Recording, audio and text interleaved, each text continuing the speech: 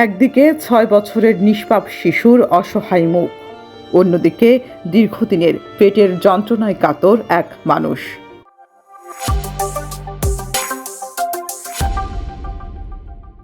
চিকিৎসার জন্য ভারতে যাওয়ার প্রয়োজন হলেও ভিসা জটিলতায় যখন তাদের আশা প্রায় নিভে যাচ্ছিল, তখনই রাজশাহীতে মানবিকতার এক উজ্জ্বল দৃষ্টান্ত হয়ে পাশে দাঁড়ালো ভারতীয় সহকারী হাইকমিশন।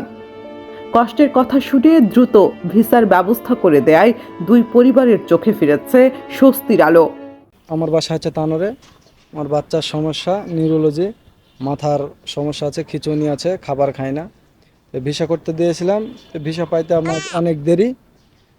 আমি এই জায়গায় আমাকে একজনও বললো কি আপনি ইয়াতে যান, হাই কমিশনে যান, আপনার সমস্যা সলভ হয়ে যাবে। আমি এসে দাঁড়ালাম, স্যার আসে না। স্যার আসলো অফিস টাইমে। আসার পরে গাড়ি থেকে নেমে আমাকে ইশারা করলো, ভিতরে ডেকে নিয়ে আমাকে জিজ্ঞাসা করলো তো কী সমস্যা। আমি বললাম স্যারকে, তো আচ্ছা ঠিক আছে, আপনার ভিসা আমি এখনই দিচ্ছি।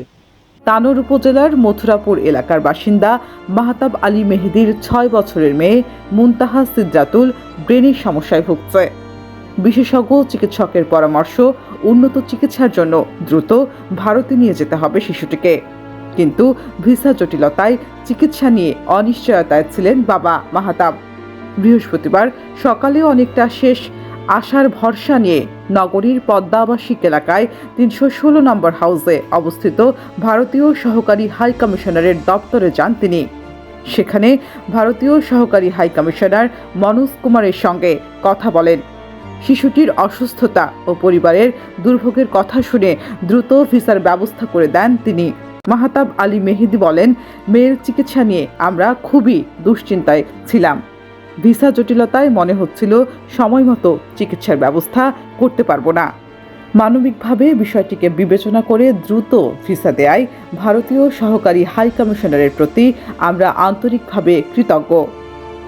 একই দিনে রাজপাড়া থানার মিয়াপুর এলাকার বাসিন্দা শরীফুল ইসলামও পেটের দীর্ঘদিনের সমস্যার চিকিৎসার জন্য ভিসা নিতে আসেন।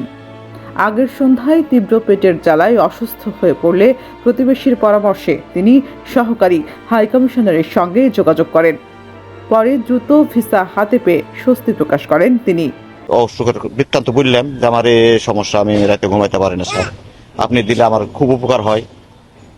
তে এরকম মানুষ খুব কমে হয়। আমার যে উপকার করলো, আমি ওনার জন্য আল্লাহর কাছে, আমি তো মুসলমান, আমি ওনার জন্য যতটুকু পারবো ওনার জন্য দোয়া করব এবং আল্লাহ পাক ওনাকে, এরকম ভদ্র মানুষকে আল্লাহ পাক যেন দীর্ঘজীবী করে। দুই অসুস্থ মানুষের চিকিৎসার পথ খুলে দেওয়ার এই উদ্যোগ রাজশাহীতে মানবিক সহায়তার একটি ইতিবাচক দৃষ্টান্ত হয়ে উঠেছে। তামান্না ইমাম, রাজশাহী প্রেস, রাজশাহী।